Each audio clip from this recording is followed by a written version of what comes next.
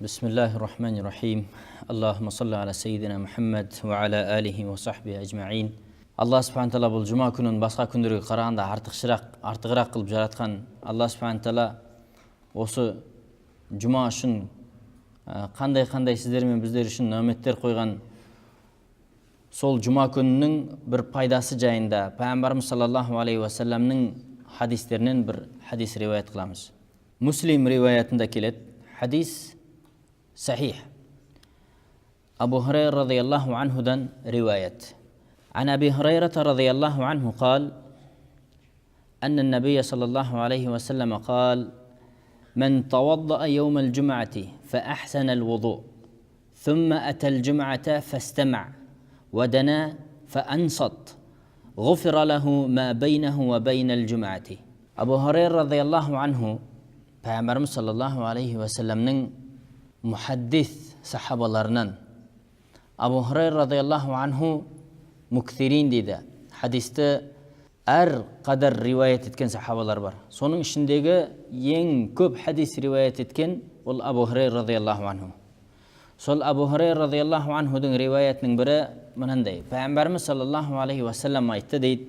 Kimde kim cuma günü taharat kılsa, yani daret alsa, fe ahsanal vudu, daretті жетер жеріне жеткізіп, әдемілеп, жақсылап тұрып, ықылас ниетін салып тұрып, жақсылап алса, thumma atal jum'ata, және сөйтіп барып жұмаға келсе, fastama, және құлағын салып тыңдаса, wadana faansata, және имамға жақынырақ келіп, ешбір әңгіме сөз қозғамай, имамның сөзіне құлақ салып, көңілін тоқтатса, Пайғамбарымыз саллаллаху алейхи ва саллям бір әдемі сөз айтады. Ғуфира лаху ма байнаху ва байнал жумати. Онда ол адамға осы жұма және өткен жұманың ортасындағы күнәлары кешіріп кететін сый берілді дейді. Яғни бұл жерде Пайғамбарымыз саллаллаху алейхи ва саллям сіздер мен біздерге қол жетімсіз бір қымбат нәрсеге оңай ғана жолды көрсетіп отыр Пайғамбарымыз саллаллаху алейхи ва саллям.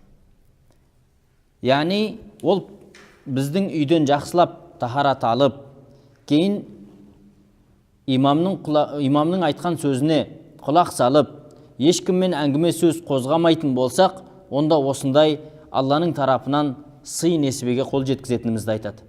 Және осының артында келетті айтады Пайғамбарымыз саллаллаху алейхи ва саллям.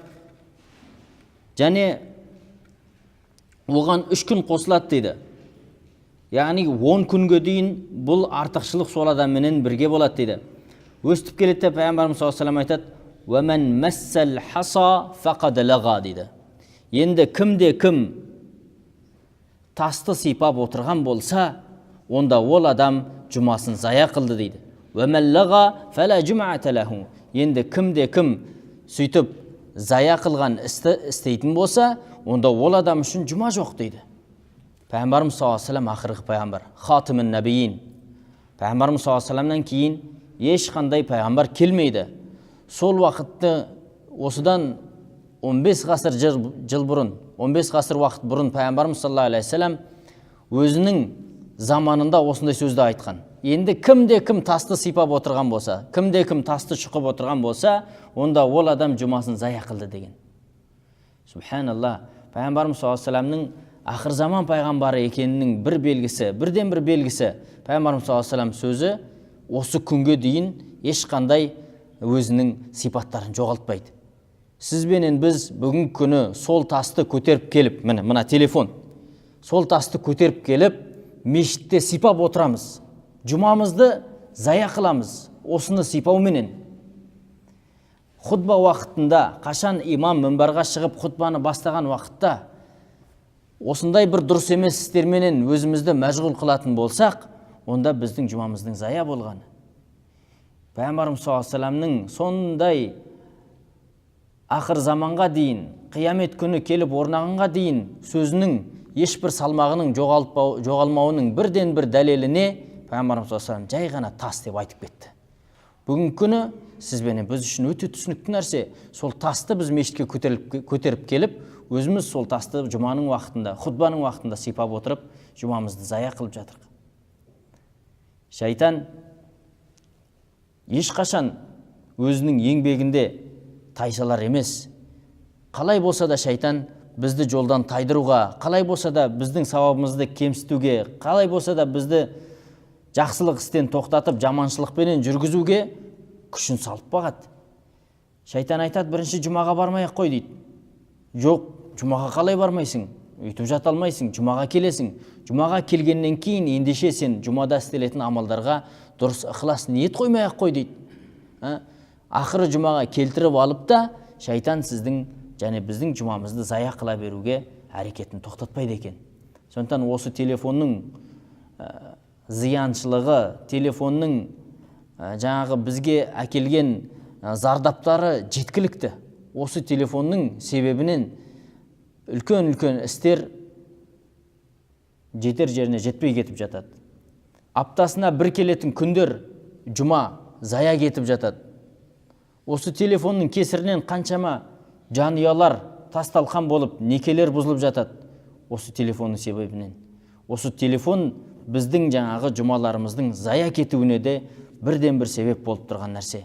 Бұл нәрсе бұл бір пышақ сияқты. Пышақты қайырға қолдансаң қайырға, мал сойып, ет турап, нан турап, өзіңнің қажетіңе жаратам десең, қажеті бар. Ал енді осы пышақты жаманшылыққа қолдансаң, басқа біреудің өмірін қиып жіберуге барады. Басқа біреуге зиян келтіруге, тіпті өзіңе өзің зиян келтіруге болады. Құдай сақтасын ондайдан. Бұл телефонда тура сондай нәрсе болып тұр қазір. Біздің жұмаларымыздың зая болып жатқандығы неден? Осы жұмаға келіп алып, тасты сипап отырғандығымыздан жұмаларымыз зая болып жатады. Алла субхана тағала сондай жұмадан сақтасын.